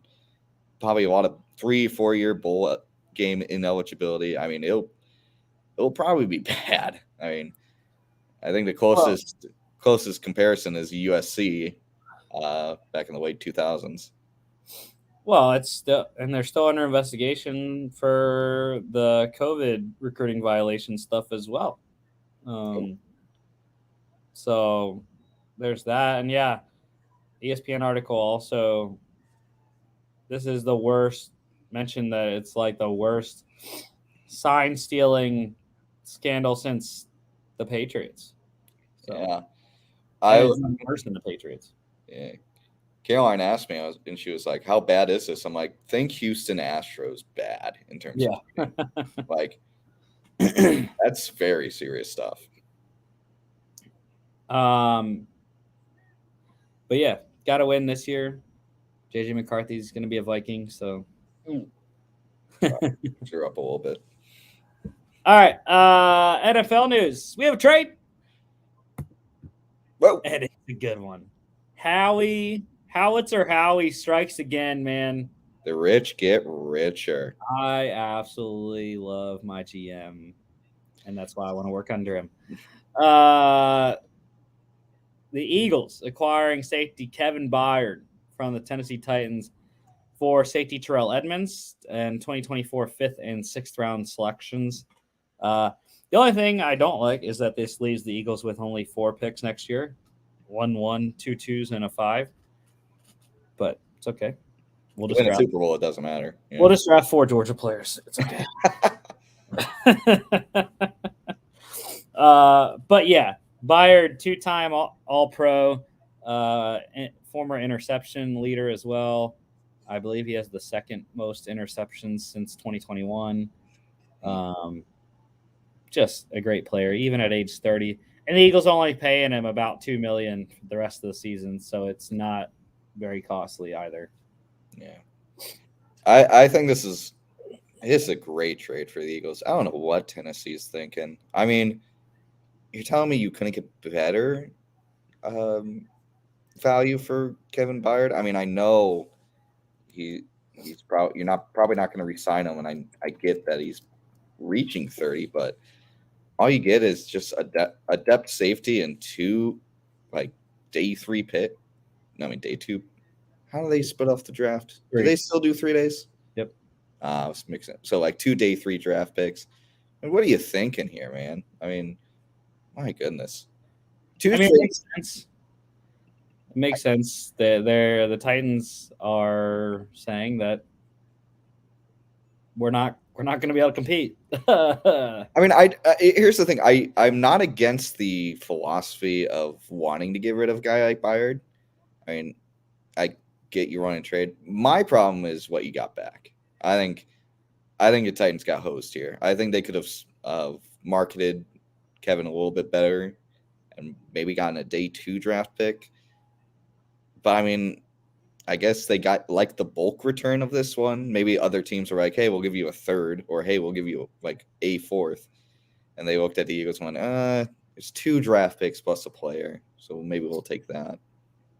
And I don't know. I think this is another dud between the Titans and Eagles trading with each other. And former first round picks always get precedent, which Terrell Edmonds is. Yeah, but I mean, he couldn't figure it out in the Steelers defense. That to me was a problem. Like if you're a defensive player going to like a franchise like the Steelers and you can't figure it out, big red flag. Yeah, but Eagles getting the best of the Titans twice in 2 years. Once again. And the trades that Howie Roseman has made on this roster. It's genuinely impressive. I got a list of them. You got A.J. Brown for a 1st and a 3rd. You got Darius Slay for a 3rd and a 5th. Kevin Byard for a 5th and 6th, and safety Terrell Edmonds. And then he got DeAndre Swift for a 4th and a swap of 7ths. Unreal. I swear, some GMs just don't understand how to value their own players. Like it's genuinely nuts. Like, here's a tweet I just saw. The Eagles got A.J. Brown and Kevin Byard for Treylon Burks, Malik Willis, Terrell Edmonds, a 5th round pick, and a 6th round pick. I mean, okay, the narrative could be different if the Titans drafted well. The narrative could change. But, like, holy crap. If you don't hit on a 1st and 2nd round pick, how the hell do you expect to even out this trade with a 5th and 6th round pick? Because it's very clear you guys can't scout. I mean, yeah. Well, that was under the old regime. Rand Carthon, new GM this year, though. He's off to a hot start. Gotta take advantage of those rookie GMs, man.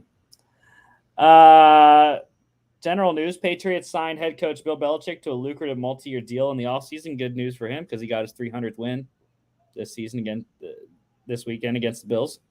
third coach in history to do that, behind Tom Landry and what's his face with Don the Shula. Dolphins. Yes, Don Shula. Come on. Couldn't remember Don Shula. How could you? Great burgers in Tampa. Shula's Burgers is great.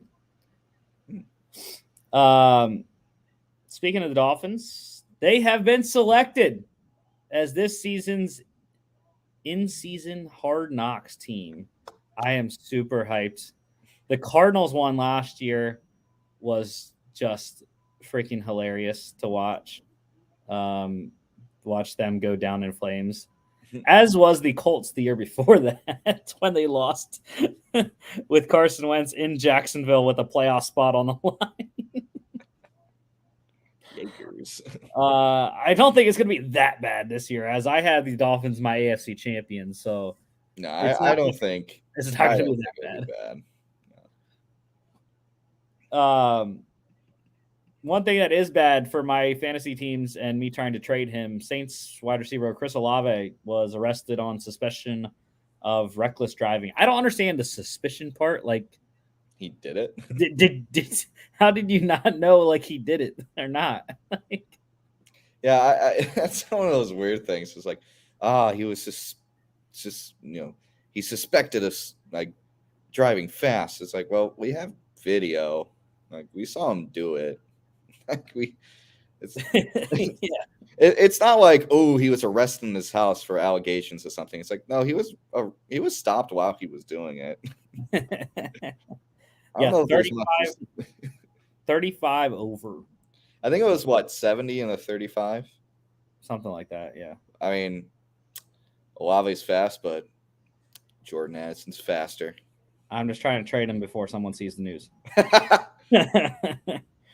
Titans head coach Mike Vrabel expects both Malik Willis and Will Levis to play in this weekend's game if Ryan Tannehill cannot go off his ankle injury. Had a bye last week, so got an extra week to get healthy. But I don't think he will be able to go based off how severe it was in London, walking off in crutches. But we'll see what happens this week. What a horrible idea. I mean, I'm not a big fan of McAfee, but he has this one rule. He probably quotes someone else when he says it, but he says, if you have 2 QBs, you have 0 QBs. Yes. I mean, come on, Vrabel, pick a guy. Like, have him start.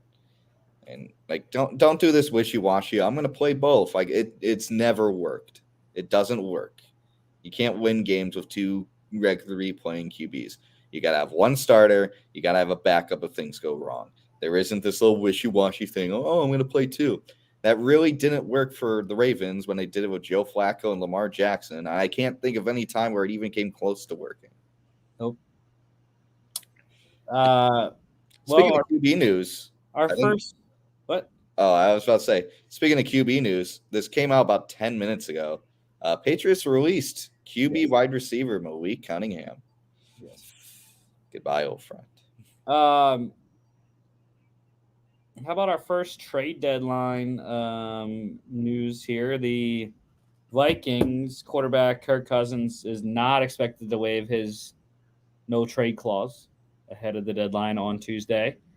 Daniil Hunter, though, has been a name that has popped up for Minnesota. So we'll see. See if anything gets down there. I would be surprised. I think the Vikings are going to see what they have now that they beat a team like the 49ers.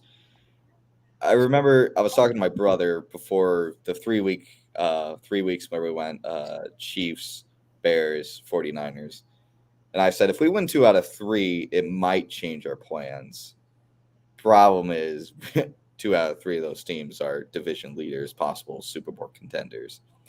But you're thinking 3 and 4, division still relatively in reach. You're still like half a game out in the wild card. 2 games. I think yeah. I think they're probably thinking, all right, our second half schedule isn't too bad. I mean, you look at the Viking schedule. I think the toughest games they have are 2 games against the Lions and then Bengals. Everyone else is kind of meh. I mean, you have Green Bay twice. You have Bears one more time. I think you have the Falcons. Then you have Washington. Let me look at the schedule. So I think I'm not surprised Kirk Cousins is not waiving, and I think they're really waiting to see what they do next Sunday when it comes to Daniel Hunter. Because I think if they're 4-4 after go and being 2-0 in division, I think they'll look at Daniel and be like, hey, we can make a move. Maybe we could make a soft buy at the deadline with the division reach. Because I mean, let's look at the rest of the schedule. They got Packers, Falcons, Saints, Broncos, Bears, Raiders, Bengals, Lions, Packers, Lions. I see a lot of winnable games there. Mm-hmm. I think this team could go like 10-7 and sneak into the playoffs. So I think they're holding pat with Daniil. I think if they lose against the Packers and go 3-5, I think they might think about it. But I mean, yeah. I mean, winning a game against a really good team like the 49ers, I think that might have given them hope. Well, they got to look at it and because they're going to lose him regardless. Yeah. Unless they re-sign him in the offseason, unless something changes and they actually re-sign him. Yeah. But it's like, well, right now is probably going to be, you're probably going to need to get the most value, because otherwise the highest value you can get is a 2025 third round compensatory pick. Yeah. And then with how Daniil's playing, especially this year, he's worth way more than a third. I mean, right. I think we could get first. Yeah. You should, yeah. Yeah, I think we can get a first from a team. I mean, who has a first round pick this year? Because I know a couple teams don't. The Panthers don't, so. Neither do the Browns. The Browns don't. Neither do the Texans do, because they have the Browns. Yep. Okay. That's it. Just the Browns and the Panthers. Pittsburgh, maybe? Dallas. I think Dallas makes a lot of sense for a first round pick. Dallas or Buffalo. Not gonna happen. Dallas, Buffalo, Pittsburgh, San Fran. Okay. Suspension. Broncos safety Kareem Jackson has been suspended the next 4 games for multiple unnecessary roughness flags. That's stemming from his defenseless receiver hits that I called for early in the season, because I was watching the Broncos Commanders game earlier in the year where Kareem Jackson knocked Logan Thomas out of the game on just a clearly dirty hit. And then they showed during that game the hit that he put on, I think it was, I can't remember who it was the week before that. But it's like, bro, this guy is clearly hitting the receivers defenseless. He was very much headhunting. It was obvious.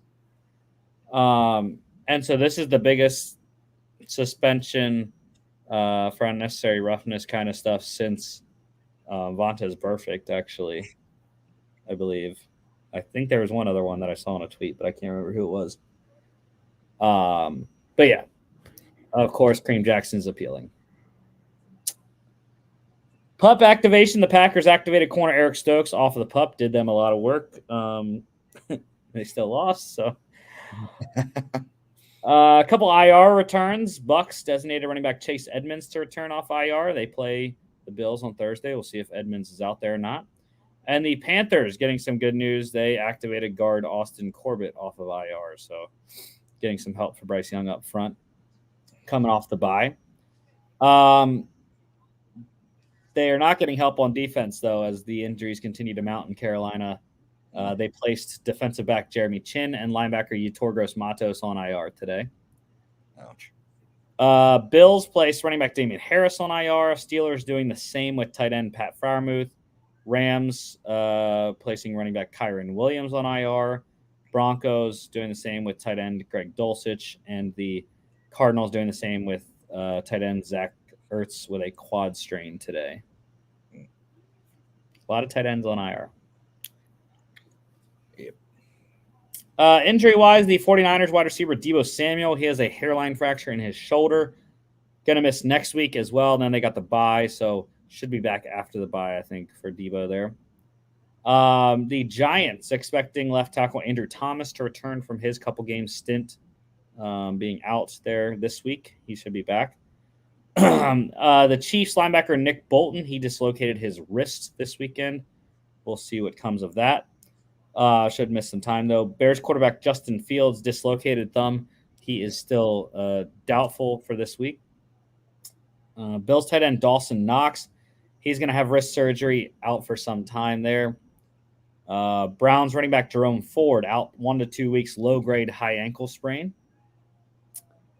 Seahawks pass rusher Uchenna Nwosu is out for the season with a torn pec. There's your team. There's your team for Danielle Hunter.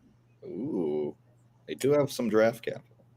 And then the Packers lost safety Darnell Savage to an aggravated calf injury, out multiple weeks.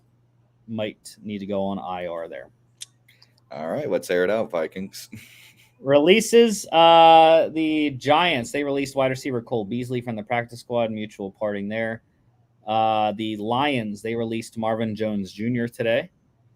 Sounds like that was mutual from what I heard. Yeah. And then the Rams have a new kicker. They released kicker Brett Maher, expected to sign kicker Lucas Haversick off of the Browns practice squad. And the Giants, they claimed running back Deion Jackson off of waivers today.